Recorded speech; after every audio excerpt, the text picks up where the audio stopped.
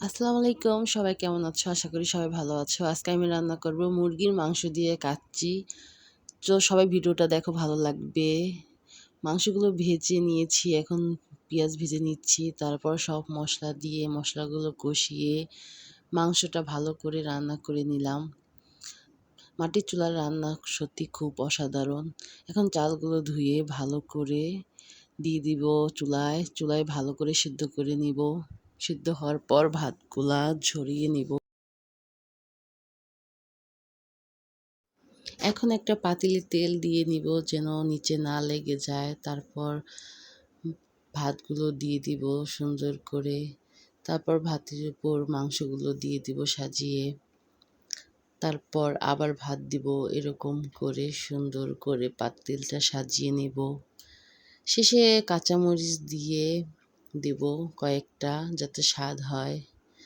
এই তো দমের উপরে রেখেছি কিছুক্ষণ, তারপর হয়ে গেছে আমার কাচ্চি। সবাই আমার কাছে আবদার করে এটা রান্না করে খাওয়াও। আমারও খুবই ভালো লাগে সবাইকে রান্না করে খাওয়াতে। রান্না করতে আমার খুব ভালো লাগে।